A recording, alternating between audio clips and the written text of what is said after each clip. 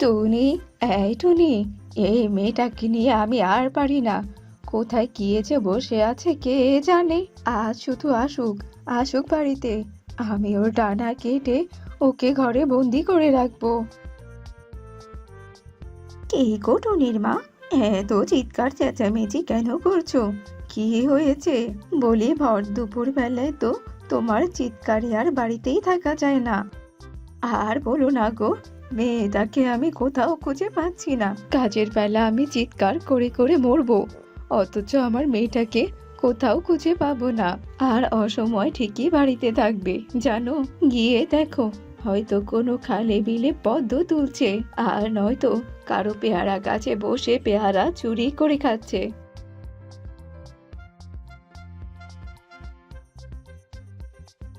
না গো মাসিমা, আমি তো পেয়ারা নয় গো, আম চুরি করেছি। খাবে তুমি একটা? খাও খাও, খেয়ে দেখো না দুটো, ভারী মজার আম। হুম। তোরও সব চুরি করা আম খেয়ে আমি আমার পাপের বোঝা বাড়াতে চাই না। আমি বরং এখন যাই। দাঁড়া দাঁড়া, আজ তো তোকে আমি ঝাঁটাপেটা করে ছাড়বো। তোকে আমি কত করে বলেছি, অন্যের কাছের জিনিসে একদম হাত দিবি না। তবুও কি তোর লজ্জা হয় না নাকি রে, হ্যাঁ? ও মা, আমার সোনা মা, আমার লক্ষ্মী মা তো তুমি। এবারের মতো তুমি আমাকে মাফ করে দাও। আমি সত্যি বলছি, আর কোনোদিনও আমি চুরি করব না। আমি তো তোমার বাধ্য মেয়ে হয়েই থাকবো মা। আচ্ছা ঠিক আছে ঠিক আছে, এইবারের মতো আমি তোকে ক্ষমা করলাম। কিন্তু এর পরের বার যদি এরকম করিস, তবে সেদিন আমি তোকে শ্বশুর বাড়িতে পাঠিয়ে দেব, এই আমি বলে দিলাম। হয়েছে হয়েছে, আমাকে আর অত ভয় দেখাতে হবে না। এবার নাও তো নাও, আমার জন্য খাবার তৈরি করো। সেই সকালবেলা একটু খেয়েছিলাম কি না খেয়েছিলাম, এখন তো ক্ষুধায় আমার পেটটা একদম চো চো করছে মা। মেনু টুনির জন্য খাবার বাড়তে চায়। এদিকে টুনি বাহিরে আনমনে জানালা দিয়ে কিছু একটা দেখছিল। এমন সময় সুখী পায়রা চিৎকার করতে থাকে, আমার জানা, আমার জানা হারিয়ে গিয়েছে, আমার জানা। দয়া করে আমার মেয়েটাকে তোমরা আমার কাছে ফিরিয়ে দাও, ফিরিয়ে দাও আমার মেয়েকে।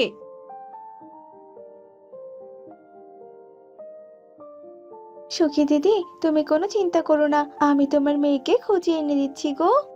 এরপর টুনি সুখী পায়রাকে রেখে পারুলের খোঁজে বেরিয়ে পড়ে। ওই তো, ওই তো পারুল। কিন্তু পারুল কালুর সাথে কেন? তার মানে কি কালু পারুলকে অপহরণ করেছে? আচ্ছা আচ্ছা ঠিক আছে, দাঁড়া, আমি তোকে দেখাচ্ছি মজা কালু। এরপরে টুনি কিছু গাছের পাতা ছিঁড়ে নিয়ে পাহাড়ের উপরে ওঠে। কালু দাদা, আরে ও কালু দাদা, বলছি তুমি এখানে কি করছো গো? আমি তোমাকে কত জায়গায় খুঁজলাম আমার কথা বলবো বলে, কিন্তু আমি তো তোমাকে কোথাও খুঁজে পেলাম না গো।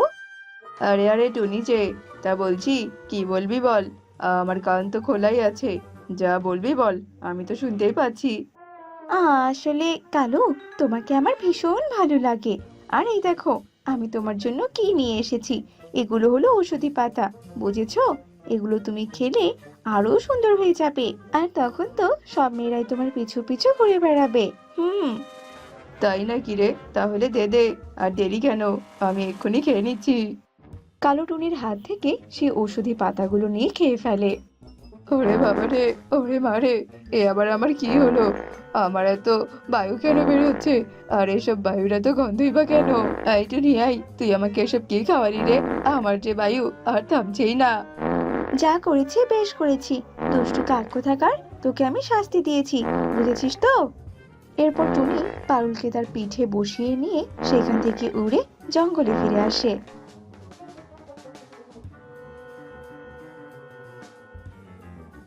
আর পারুলকে সুখী পায়রার হাতে তুলে দেয়। দেখতে দেখতে কেটে যায় বেশ কিছুদিন। আর হঠাৎই একদিন মুষলধারে বৃষ্টি পড়তে থাকে। এই বৃষ্টিতে তো অনেক মাছ ধরা যাবে। আমি বরং মাকে কোনো কিছু না জানিয়ে মাছ ধরতে চলে যাই। আমি ফিরে এলে না হয় মা আমাকে কটা কথাই শোনাবে, তাতে আমার কিচ্ছু আসে যায় না।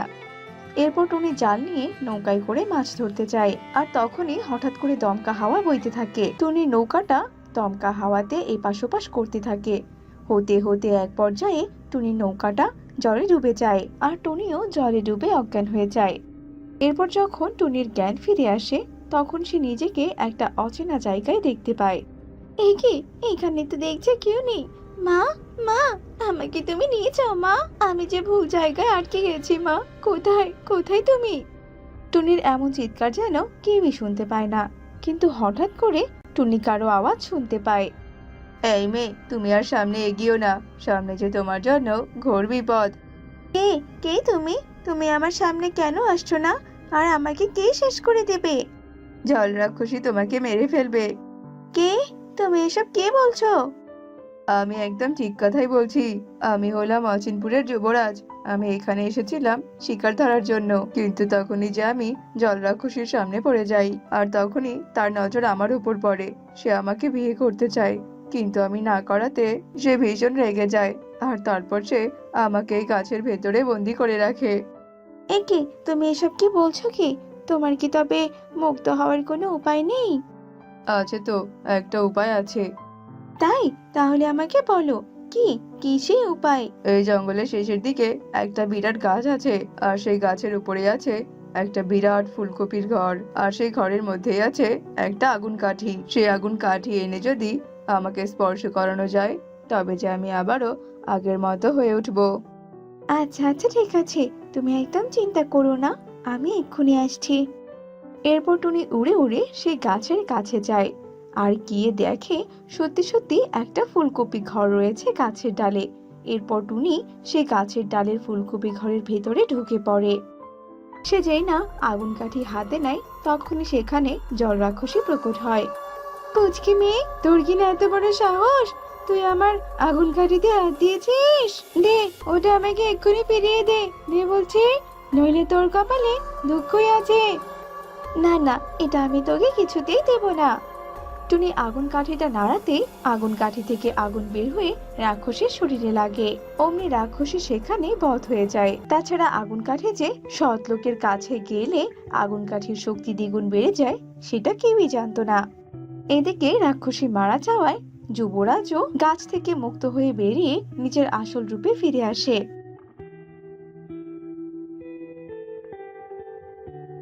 তোমাকে যে অনেক ধন্যবাদ।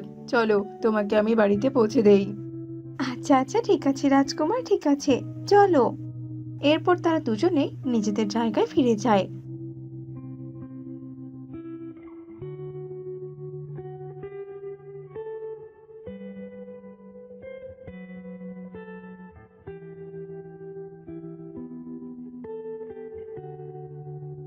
আর সবাই সবার মতো করে সুখে শান্তিতে থাকতে লাগে। হিমছড়ি বনে বাস করত এক টোনা আর টুনি। টোনা ছিল খুবই সৎ, আর টোনার একটা গাভী ছিল। আর ওই গাভীর দুধ বিক্রি করে টোনা তার সংসার চালাতো। টুনি, ও টুনি, আমি গাভীর খড় আনতে যাচ্ছি, তুমি গাভী আর বাছুরটাকে দেখে রেখো। শোনো টোনা, শুধু গাভীর খড় আর ঘাস আনলেই হবে? গরুর জন্য তো ভুসিও আনতে হবে, তাই না? আসার সময় 2 কিলো ভুসি নিয়ে এসো। হ্যাঁ হ্যাঁ, ঠিক আছে, এবার আমি চললাম। এই বলে টোনা গাভী আর গাভীর বাছুরের জন্য খাবার আনতে যায়। টুনি টোনা না আসা পর্যন্ত গাভী ওর তার বাছুরের অনেক যত্ন করতে থাকে। বেশ কিছুক্ষণ পর টোনা গাভী আর বাছুরের জন্য খাবার এনে গাভী আর বাছুরকে খেতে দেয়। এরপর গাভীর দুধ দহন করে টোনা তা বাজারে বিক্রি করতে যায়। টোনা দাদা, তোমার গাভীর দুধ তো একদম খাঁটি, আর খেতেও খুব সুস্বাদু গো। আমি তো এরকম গাভীর দুধ কখনো খাইনি। আমার গাভীটা একদম লক্ষ্মী গো, ওই লক্ষ্মী তো আমার পুরো সংসারটা চালায়।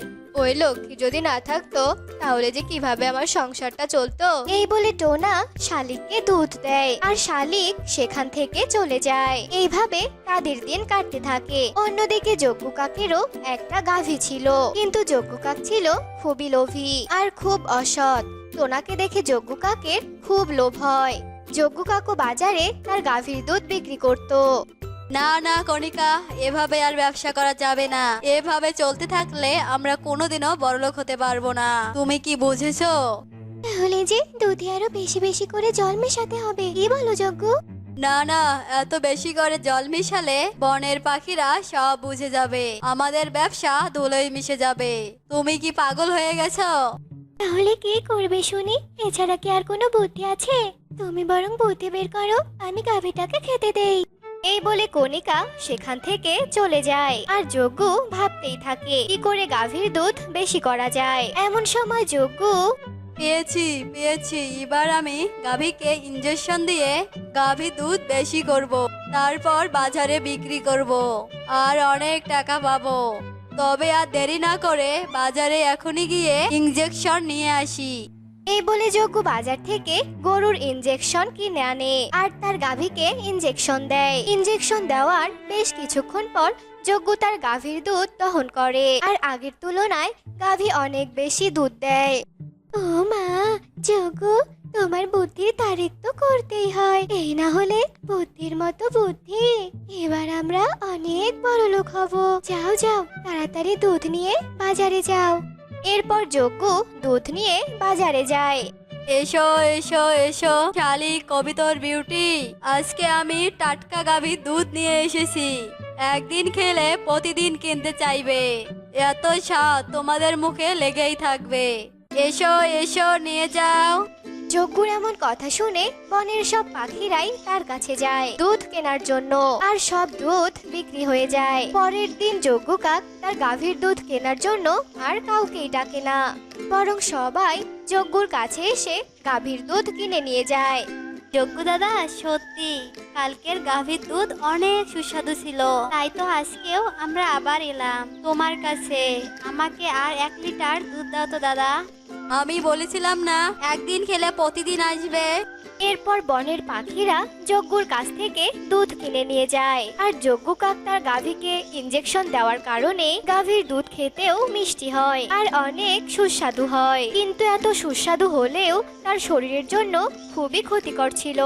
কিন্তু বনের কেউ জানতো না যে যজ্ঞ ইনজেকশন দিয়ে তার গাভীর দুধ বেশি করে। এভাবেই দিন যেতে থাকে। অন্যদিকে টোনার গাভীর দুধ বিক্রি হতে চায় না। এই দেখে টোনা টুনিকে বলে, টুনি, কি যে করি, কেউই তো এখন আমাদের গাভীর দুধ কিনতেই চায় না, আর সবাই শুধু যজ্ঞ দাদার কাছ থেকেই কিনে নেয়। তা বলি গো, যজ্ঞ দাদার গাভী তো আগে এত বেশি দুধ দেয়নি। তা হঠাৎ করে যজ্ঞ দাদা গরুকে কি এমন খাওয়ানো শুরু করলো বলো তো, যে যজ্ঞ দাদার গাভী এত বেশি দুধ দেওয়া শুরু করেছে? যজ্ঞ দাদা যে লোভী আর অসৎ, আমার মনে হয় যজ্ঞ দাদা নিশ্চয়ই কিছু একটা করেছে। টোনা টুনির কথায় পাত্তা না দিয়ে বলে, এটাই হলো মেয়েদের একটাই সমস্যা, কোথাও কিছু দেখলেই কিছু না কিছু ভেবেই রাখবে। আমি বলি কি, এখন ওসব আলতু ফালতু চিন্তা সব বাদ দাও, এখন সংসার কিভাবে চলবে সেটা নিয়ে একটু ভাবো। কি বললে তুমি? আমি আলতু ফালতু কথা বলি? যদি আমার কথা সত্যি না হয় তাহলে দেখে নিও তুমি, এই আমি বলে দিলাম। এদিকে যজ্ঞর ইনজেকশন দেওয়া দুধ খেয়ে বনের প্রায় সবাই অসুস্থ হয়ে যায়। একদিন টুনি বনের রাস্তা দিয়ে কোথায় যেন যাচ্ছিল। এমন সময় টুনি দেখতে পায় যে শালিক তার অসুস্থ মেয়েকে নিয়ে কোথায় যেন যাচ্ছে। দিদি, কোথায় যাচ্ছ শালুকে নিয়ে? আর ওর কি হয়েছে? আমার শালু 2 দিন থেকে বমি করছে আর ওর পেটের ব্যথায় একদম কুখে মরছে, আর ডাক্তার বলেছে খাদ্যে কোনো ভেজাল হওয়ার কারণে এমনটা হয়েছে। তাই তো হাসপাতালে ভর্তি হওয়ার জন্য নিয়ে যাচ্ছি।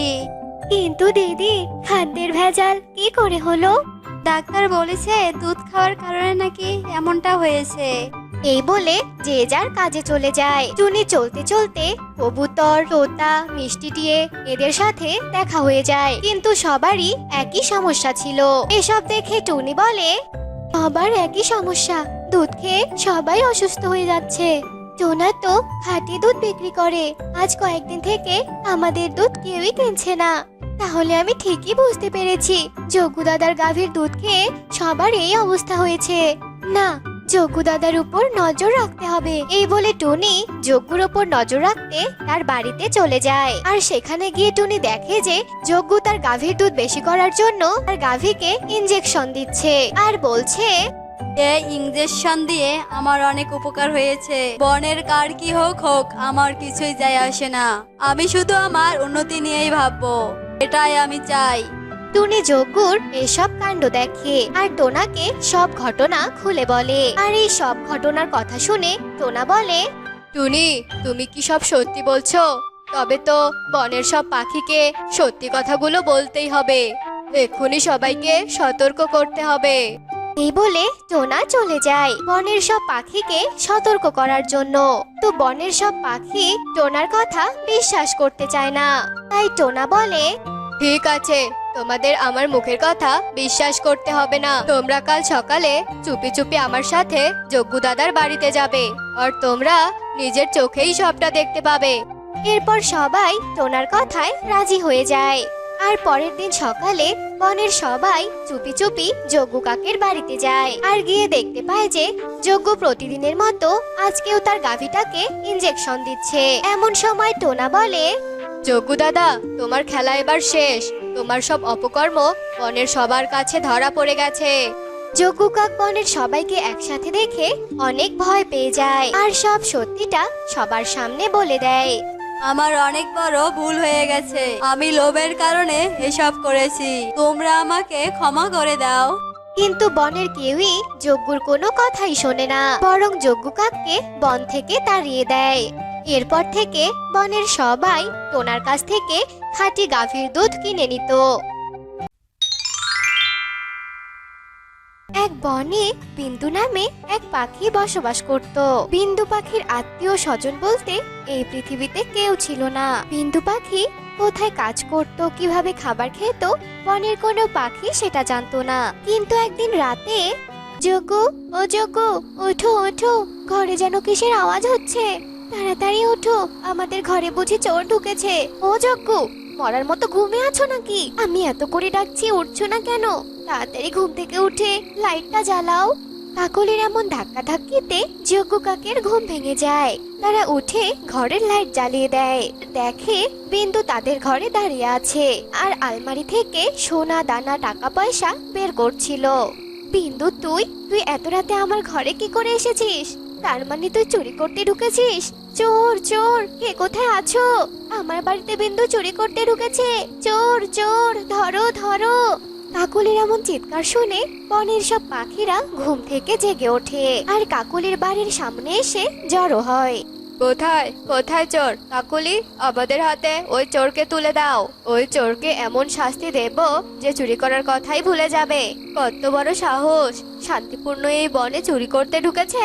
বের করে আনো কাকুলি, ওই চোরকে বের করে আনো। বাইরে সব পাখিরা যখন হট্টগোল করছিল তখন ভেতরে বিন্দু কাকলির কাছে হাত জোড় করে বলে, তোমরা আমাকে ক্ষমা করে দাও, আমি আর কখনো চুরি করব না। বনের পাখিদের হাতে তুলে দিও না, ওদের কিছু বলো না আমার নামে। বিন্দুর কোনো কথাই কাকলি শোনে না।